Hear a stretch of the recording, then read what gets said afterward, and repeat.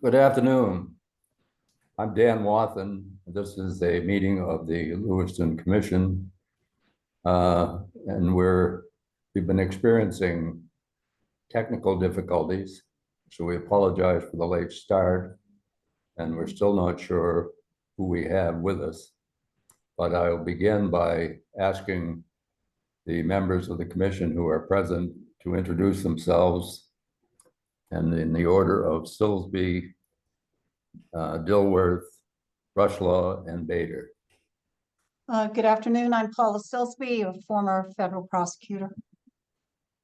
Good afternoon. I'm Toby Dilworth. I'm a former federal prosecutor and currently practicing law in Portland. Good afternoon. I'm Jeff Rushlow. I'm a former district attorney and a retired district court judge. And I am Deborah Bader. I'm a retired forensic psychologist. And would the staff introduce themselves, beginning with Ann? Good afternoon. I'm Ann Jordan. I'm the executive director, and I am an attorney in Maine.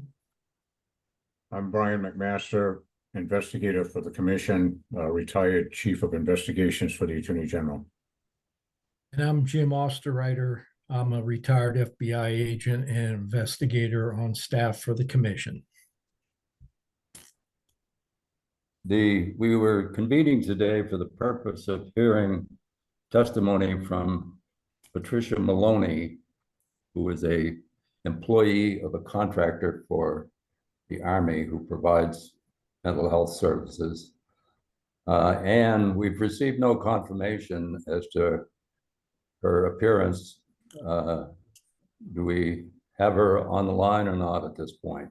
We do not. She was sent a direct link today, but I can provide the commission and the members of the public a outline of the efforts made to get her testimony here today. May I go forward? Sure, please. Thank you. Starting in early June of this year, we began having conversations with the U.S. Army JAG office to secure Ms. Moloney's testimony. On June 6th, we sent what's called a TUI request, which is the requirement under federal law if you're asking for information from federal agencies for her testimony. We then had a series of follow-up emails back and forth between my office and the Army JAG office, who's represented here today by Lieutenant Colonel Jennifer McKeel, on June 13th, June 17th, and 18th. The issue here is that since Ms. Moloney is a contract employee with the Army does not have authority to order her to appear, but they have been very cooperative in trying to assist us in making those connections. Emails were exchanged, further emails and updates and efforts were exchanged on June 21, and then on June 25th, we thought we had a correct connection. Then it turned out it was incorrect. We had sent the subpoena for Ms. Moloney on the subpoena dated June 26th to this contact on June 27th. And then on June 28th, we learned from the Chief Civilian Personnel Litigation Branch lawyer in the U.S. Army's Litigation Division that was an incorrect contact. He then provided to me a correct contact. Again, the subpoena was resent to that individual by the name of Victoria Lane with a CC to Lieutenant Colonel McKeel. Ms. Lane works for American Healthcare Services. I did not hear anything, so we followed up in an email on July 8th, again CCing the Army officers with Ms. Lane, and then I called her on July 9th, and I had a telephone conference with her, and she gave me a different name. She told me the correct person was Cody Blatt.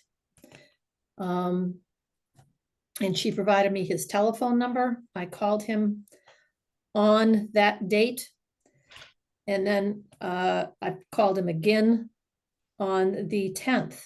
On the 9th, when I spoke to Mr. Blatt, he explained who he worked for, which is a venture capital group. He indicated to me that they had received the subpoena over a week ago and that he had forwarded it to Ms. Moloney's quote, legal counsel. He is not an attorney. He's on his LinkedIn page, he presents that he's a second-year student at a law school in Ohio. He indicated that he would immediately get a hold of that lawyer and call me back that afternoon. He did not do so.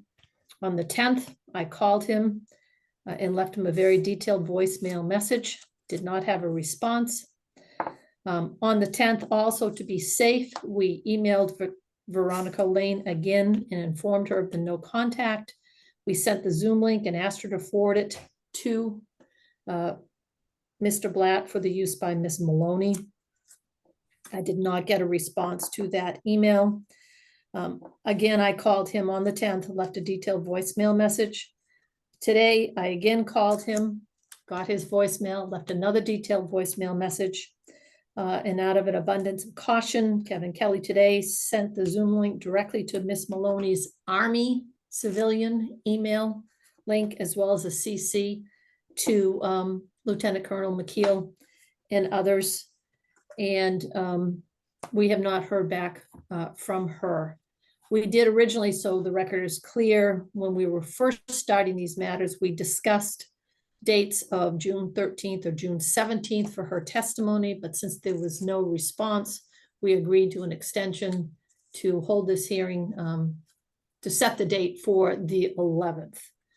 I will tell you that Mr. Blatt made reference to the fact that the lawyer, the subpoena had been sent to the lawyer because, quote, they had received a notice of malpractice, a potential claim for malpractice.